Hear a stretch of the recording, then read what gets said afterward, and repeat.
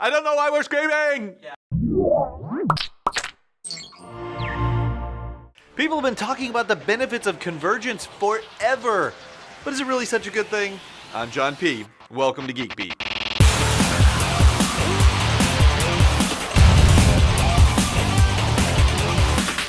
This episode of Geek Beat is brought to you by the 2013 Ford Mustang. I am so sick of hearing about convergence, people. I mean, people have been talking about it since way back when Sauron had to have the One Ring to rule them all. And hey, I enjoyed the swordplay in Lord of the Rings as much as anyone, but I've learned when it comes to all-in-one devices, sometimes you get the friendly elf, sometimes you're just lunch for an orc. So let's talk about convergence.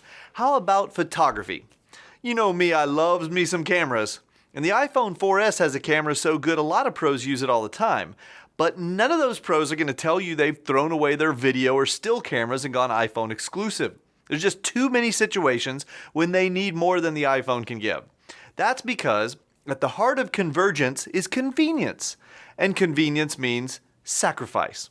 Back to the iPhone. You can use apps to mimic the filters and settings of a camera, and there are all sorts of tripod mounts, stabilizers, grips, external flashes, lens kits, audio adapters, and microphones. But now that little iPhone that used to fit in your pocket needs its own bag for all those attachments. Plus, it takes more time to set up than a real camera, and it needs all sorts of hacks just to mimic one. Hello, just get a camera. The Nikon P7100 pocket camera will do quite nicely, by the way. Oh, and let's not forget about the One Ring to rule them all. It was evil, just like the iPhone.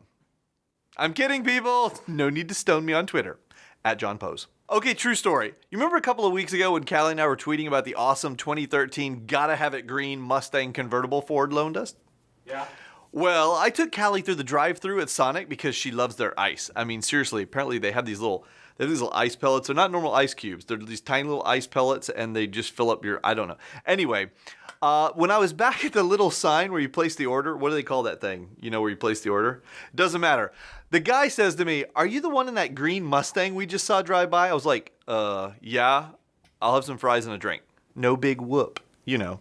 So I pull up, and when I'm next in line for the window, this guy comes out of Sonic carrying my drink and fries and brings them to our car, and he tells us we've got the coolest Mustang he's ever seen, and can he take a picture to send to a friend?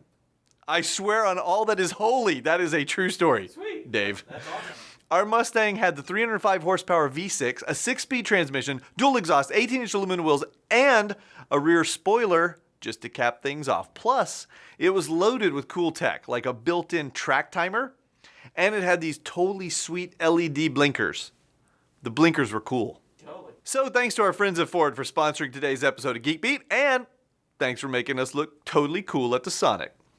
The convenience of iPhone photo apps like Instagram, with a capital I, take what was a good all-in-one device and make it better. I mean, a filter here and a brightness there, here a filter, there a filter, everywhere a filter. It lets anyone spice up a photo, but when was the last time you heard of anyone hiring an iPhone photographer to shoot a wedding?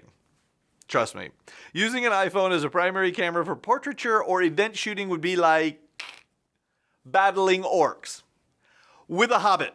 If you're serious about photography, a camera app is no substitute for the real thing, which brings me back to the pros and cons of convergence. The bottom line is you can do all sorts of things with an all-in-one device without having to carry 100 different gadgets with you wherever you go. And believe me, I use plenty of them. I don't go anywhere without a smartphone or a tablet. But I think we're at least a decade away from having the kind of miniaturized power in our little converged devices to actually give us a fully satisfying experience on all fronts. And even then, I'm guessing standalone devices will still have more features and be easier to use. Of course, I'd love to be proven wrong. Have you found that elusive all-in-one no man should be without? Well, for God's sakes, man, let me know. And if you're watching on YouTube, before you leave, how about clicking the old subscribe button to converge GeekBeat into your stream? Oh, and drop a comment below and let's start a huge convergence debate complete with all that awesome YouTube flaminess we all love so much. You can tell me I'm wrong and then I can insult your mother. Be sure to use all caps. You know, good times. Good time. Like Instagram, take they ruin scripts. It's amazing what they can do to a good script. They can take a good script and they can just destroy it.